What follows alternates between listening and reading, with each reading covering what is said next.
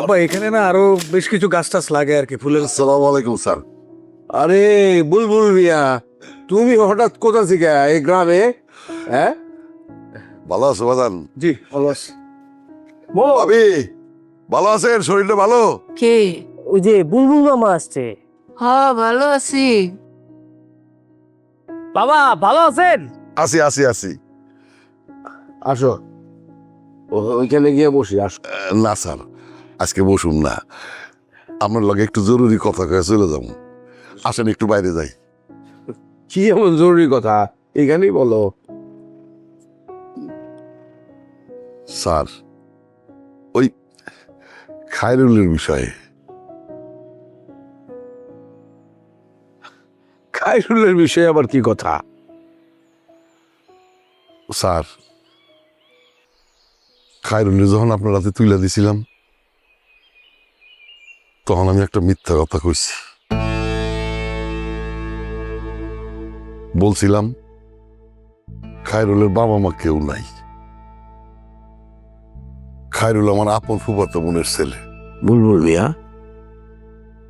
মিথ্যা কথা অন্তত আমার সাথে বলা তো তোমার ঠিক হয় নাই। এতদিন পরে এসা কি কথা বলতেছো তুমি? স্যার, আমার কোনো উপায় ছিল না স্যার, আমি পরিস্থিতির শিকার ছিলাম। খায়রুলের বাপ যখন ওদের ছেড়ে চলে যায় তার কিছুদিন পর আমার বোনটা মরে যায়। তখন এই দুধের শিশু নিয়ে আমি কি করুম? তাই আমি আপনার হাতে তুলে দিছিলাম, ও যেন মানুষের মতো মানুষ হয়, সেই জন্যে। হ্যাঁ, তো খায়রুলরে তো মানুষ করছি, তো অসুবিধা কোথায় এখন? ওর বাপ ফিরে আইছে। বলবো এই সমস্ত কথাবার্তা শোনার সময় আমার নাই। আচ্ছা, তো কি হয়েছে? এতদিন কোনো খোঁজ খবর ছিল না, এখন তুমি হঠাৎ করে আইসা বলতেছো যে তার বাবা ফিরে আসছে। ফিরে আসলে আমি কি করব?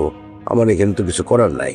এই বিষয় নিয়ে আর কোনো কথা হবে না, তুমি যাও। স্যার স্যার, ওর বাপ একটু খায়রুলের লগে দেখা করতে চায়। কোনো কিচ্ছু হবে না, কোনো দেখা সাক্ষাৎ কিছুই হবে না। আমরা এমনিতেই মানসিকভাবে খুব অসুবিধার মধ্যে আছি। তোমার চাচি অসুস্থ, এর মধ্যে আর কোনো ফালতু ঝামেলার মধ্যে আমি জড়াতে চাই না।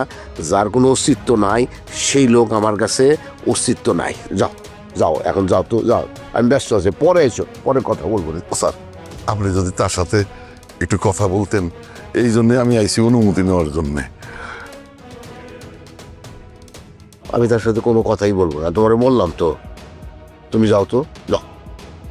স্যার, এই জন্যই তো আমি গোপনে আপনার এই বিষয়টা জানাইতেছি। ও যদি হুট করে চলে আসে